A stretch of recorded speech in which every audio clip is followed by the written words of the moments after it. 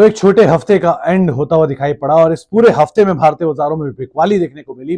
और बिकवाली की इंटेंसिटी आपको फ्रंट लाइन इंडेक्स में इतनी नहीं दिखाई पड़ेगी जितने मिड कैप स्मॉल कैप में दिखाई पड़ेगी। वहां तो एक सीवियर डैमेज इस पूरे हफ्ते के दौरान होता हुआ दिखाई पड़ा। पहले निफ्टी की अगर बात की जाए, इंडेक्स की बात करें तो निफ्टी में करीब करीब 3/4% के आसपास की गिरावट देखने को मिली। सेंसेक्स करीब करीब ½ % से ज्यादा की गिरावट के साथ बंद हुआ।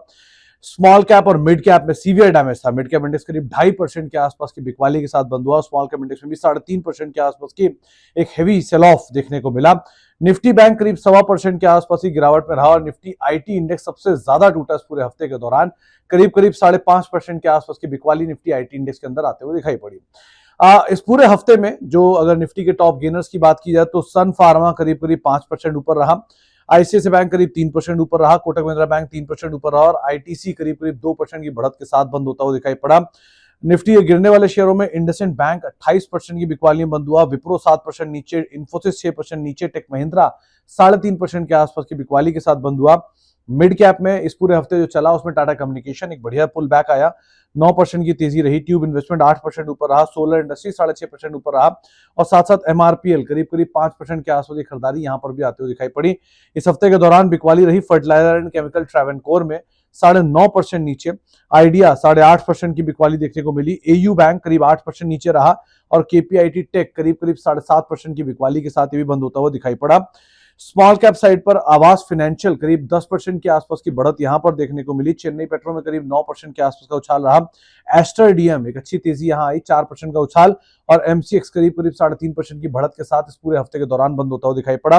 गिरने वाले शेयरों में सबसे ज्यादा बिकवाली स्मॉल कैप में त्रिवेणी टर्बाइन में 16% की बिकवाली। बीते हफ्ते का स्टार परफॉर्मर इस हफ्ते प्रॉफिट टेकिंग में रहा। एफएसएल 14% नीचे रहा। एसडब्ल्यू सोलार 14% नीचे रहा और जेंसार टेक करीब करीब 12% के आसपास की बिकवाली के दौरान की बिकवाली के साथ इस पूरे हफ्ते को इसने क्लोज किया। एफ&ओ में ट्यूब इन्वेस्टमेंट, टाटा कम्युनिकेशन में एक अच्छी खरीदारी रही, 9% की तेजी। ट्यूब इन्वेस्टमेंट करीब करीब 8.5% की तेजी के साथ बंद हुआ। सोलर इंडस्ट्री 6.5% ऊपर रहा और साथ साथ डी मार्ट रफली 6% के आसपास की बढ़त यहां पर भी आते हुए दिखाई पड़ी। एफ&ओ गिरने वाले शेयरों में इंडसइंड बैंक 28% नीचे और न्यूज फ्लोज का इंपैक्ट कह लीजिए, खराब आंकड़ों का इंपैक्ट कह लीजिए, नए ईयर लोज के आसपास पहुंचा। बिरला सॉफ्ट 12% नीचे रहा। एलटीटीएस 10% नीचे और रैमको सीमेंट करीब करीब 8.5% के आसपास की बिकवाली यहां पर आते हुए दिखाई पड़ी। इस पूरे हफ्ते के दौरान सबसे ज्यादा प्रेशर रहा आईटी में। तो आईटी में लीड किया एलटीटीएस ने 9.5% नीचे।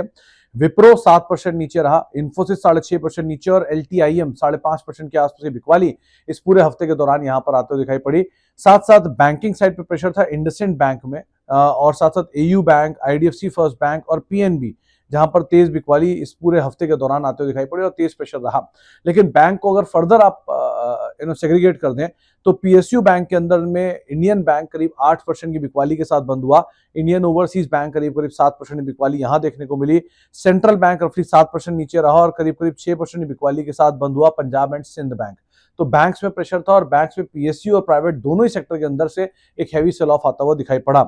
ऑटो साइड पे प्रेशर था अशोक लेलैंड में। ऑब्वियसली इंडसइंड बैंक का जो पूरा फियास्को है उसका इंपैक्ट बाकी ग्रुप कंपनीज में हुआ, जिसमें इंडसइंड के बाद अशोक लेलैंड का भी नाम आता, तो वहां पर 6.5% का फॉल। एक्साइड 6.5% नीचे रहा। भारत फोर्ज 5% बिकवाली में रहा और मदरसन भी करीब करीब 5% की बिकवाली के साथ बंद होता हुआ दिखाई पड़ा। तो ये पूरा हफ्ता जो सिचुएशन रही मार्केट्स की वो थोड़ी पेन साइड पर, थोड़ा प्रेशर साइड पर रहा। कई बड़े नंबर्स भी आए इसमें, आईआईपी के नंबर्स रहे, सीपीआई के नंबर्स रहे, इंपोर्ट एक्सपोर्ट के नंबर्स रहे जिनको मार्केट ने भुनाया, प्लस न्यूज फ्लोज के लिहाज से इंडसइंड के नंबर्स या फिर आईटी के ऊपर जिस तरह के बयान आए उनका एक इंपैक्ट देखने को मिला। अब अगले हफ्ते के लिए रणनीति क्या हो? अगले हफ्ते के लिए जानकार मान रहे हैं कि आप सेल ऑन राइज की ही रणनीति रखिएगा। आशीष बहेती मानते हैं कि आप 22,550 के इर्द गिर्द अगर निफ्टी को देखते हैं तो वहां पर आप बिकवाली करके चलेंगे। करीब 22,700 का एक स्टॉप लॉस मेंटेन करेंगे। 22,200 के टारगेट के लिए आपको बिकवाली करके चलने की राय निफ्टी में दी जा रही है। लाइकवाइज बैंक निफ्टी में भी आप बिकवाली करेंगे। 48,300 के आसपास आपको अगर मिले तो वहां बिकवाली करिएगा। 48,500 का एक स्टॉप लॉस मेंटेन करिएगा और 47,800 के टारगेट के लिए आपको बिकवाली करके चलने की राय बैंक निफ्टी के अंदर भी दी जा रही है। दोनों इंडिसेस में आप सेल ऑन राइज की रणनीति रखिएगा। कल यानी कि 14 मार्च को जो भारतीय बाजार है वो बंद रहेंगे, खासतौर से होली के मद्देनजर। लेकिन 18 मार्च को आप आरबीआई की तरफ से 50,000 करोड़ रुपए का एक ओएमओ यानी कि ओपन मार्केट ऑपरेशंस जो है वो होता हुआ देखेंगे।